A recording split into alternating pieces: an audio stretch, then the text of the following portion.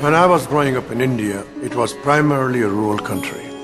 At the age of 11, my family started a shoe shop. Our family met every night to talk ideas. We earned the trust of the customers coming from the various villages. We had repeat customers, and to this day, their descendants come to my shop. My nephews today run that shop, and they now have 2 more shops in the same town. As I look back, having taught at Harvard, at Columbia, at Wharton, at Duke, at Northwestern, and having worked with some of the most famous CEOs in my life, I come to the real conclusion that I learned my first important lessons in business from that shoe shop. Those lessons are permanently etched in my DNA. I learned how important the simple concept of cash flow is. Without money coming in the door, we knew our business would fail. I discovered how keeping the cost of selling shoes low would yield higher profit margins. I saw that by moving the shoes out of the shop faster, with better velocity, more money could be made.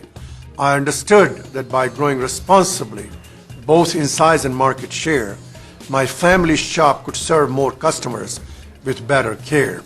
In fact, we achieved dominant market share in 2 years. And knowing the customers inside out, what kind of shoes they liked, when they needed them, that knowledge is critical for any business owner. What are the building blocks of running a business successfully? Cash generation, profit margin, velocity, business growth, and customers. It doesn't matter if they are a for-profit business or not for profit, a government organization or a charity. Every leader needs to understand these building blocks. This seems like common sense, but common sense is very uncommon. Most business leaders forget how they make money. First, there is cash generation.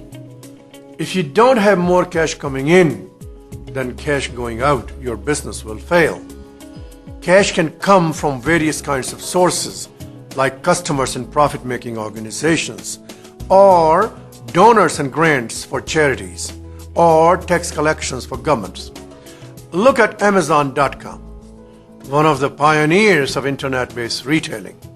When Amazon.com first started, it did not carry inventory. That gave it a huge cash advantage over traditional booksellers, which had lots of books and lots of bookstores and warehouses. Amazon.com generated cash, which it used for marketing, generating even more cash. Then there is profit margin. Companies that do well always pay close attention to margins. Microsoft has nearly 90% gross margin. I like that kind of business. Even non-profit companies still have a type of money-making model. Take a museum, for example. Money rules every decision an organization like this makes. How many people they can serve, how many pieces of art they can buy or restore, what kind of exhibits they can host. Do they raise admission prices? Do they cut costs?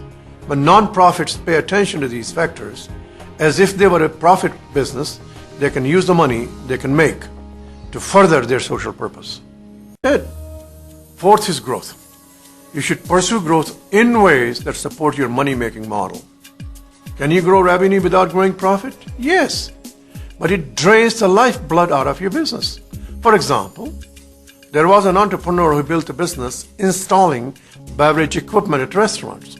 He borrowed money to make the installations, and the margin on the ingredients he sold was so slim that it didn't even cover the interest payments on the borrowed money. And yet he was obsessed with growth. He grew the business quickly, but soon the outflow of cash outpaced the inflow of cash into the business, and the company went bankrupt. Again, growth is as good as it's done profitably. Finally, you have to know the customer, not just the numbers.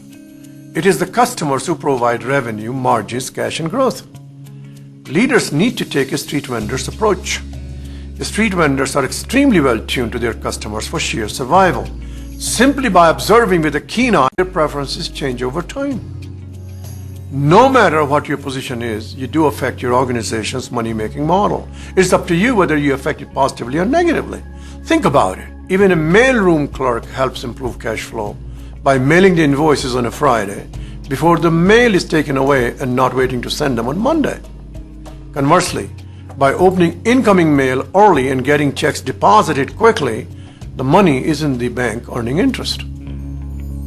What I have found working with great leaders, that they master the 5 building blocks, and they are comfortable answering these 3 questions.